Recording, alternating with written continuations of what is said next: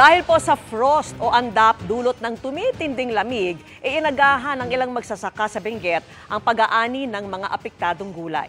Nakatutok live si Russell Simorio ng GMA Regional TV 1 North Central Luzon. Russell.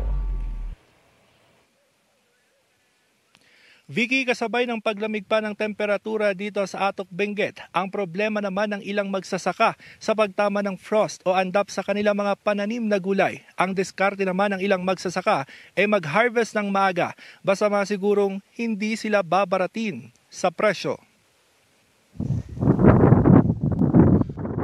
Nakangangatog na lamig ang gumising sa mga taga-barangay Paway, Atok, Benguet. Bumaba kasi sa 13 degrees Celsius ang temperatura, pero tiniis yan ng mga magsasaka na maagang nag-ani ng mga tanim na repolyo. Mas mabuti na raw na maagang mag-ani para hindi tuluyang masira ng andap o frost ang nasa 15 toneladang repolyo na kanilang nakuha. Pag hindi mo i-harvest ito, masisira.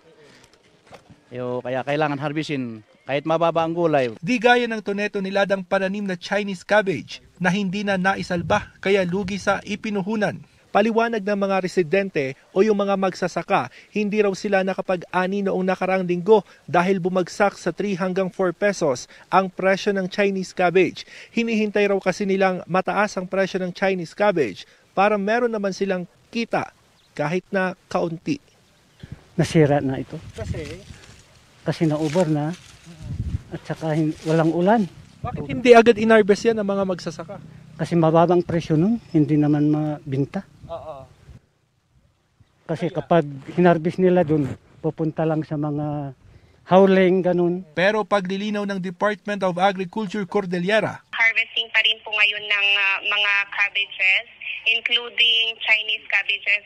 Hindi naman po siya yung oversupply. Based on the data that we check doon sa previous year's comparative, hindi naman po siya yung mataas yung volume para sabihin natin na oversupply. Tinutulungan naman daw ang mga magsasaka para mabilis na maibenta ang aning gulay at hindi sila baratin ng mga trader. Naghahanap din daw ang DA ng mga institutional buyer sa iba't ibang probinsya. Nakamonitor na rin ang DA sa epekto ng andap o frost sa mga taniman.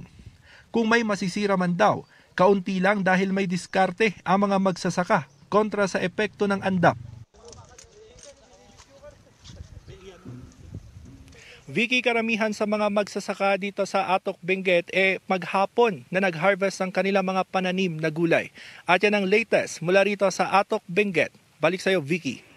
Maraming salamat sa iyo, Russell Simorio ng GMA Regional TV 1 North Central Luzon.